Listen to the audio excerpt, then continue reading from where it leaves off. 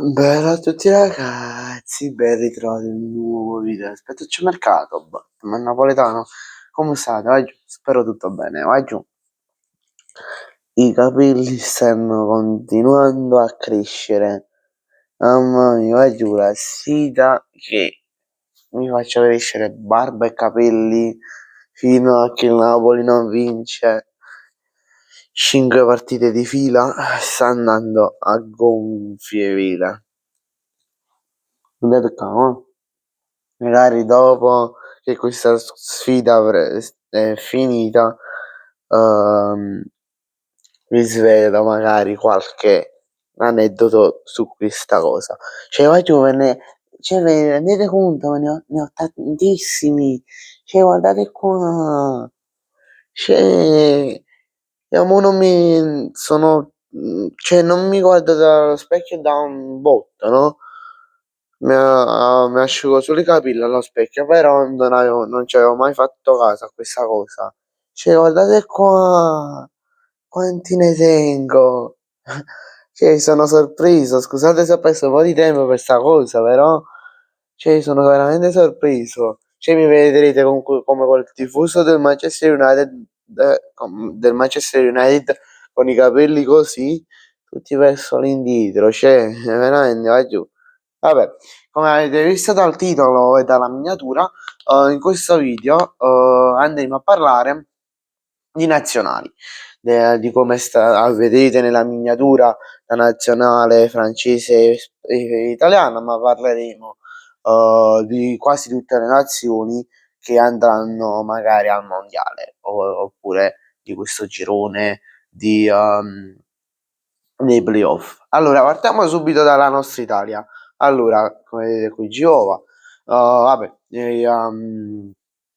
allora la nostra Italia, come sappiamo, dal 2020, da quando abbiamo vinto come si chiama, non mi viene in mente, la, l'europeo, l'Italia ha subito, ma già da qualche anno prima, l'europeo magari è stato, tra virgolette, un miracolo, magari, se così lo possiamo chiamare, da più o meno da un paio d'anni prima che non andiamo al mondiale, che dal 2018 non andiamo al mondiale, la solita tiritena che ormai su tutti gli youtuber che parlano dell'Italia sapete. E vabbè, però spero che con Gattuso l'Italia si dia una svegliata, veramente, voglio.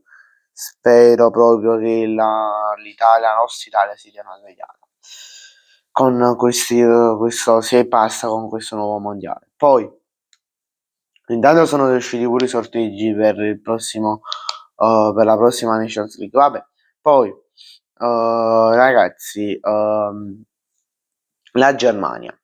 Allora, la Germania, come sapete, è un paese che ha sempre avuto talenti in quasi tutti i ruoli, come per esempio Musiala, Jamal Musiala, gran centrocampista offensivo. Se la sua carriera non va male, magari con qualche infortunio grave, può arrivare il Real Madrid, Barcellona, questi club qua, PSG. Poi, per esempio, anche a Porta ha anche molti talenti, ne ha avuti tanti come Schmeichel,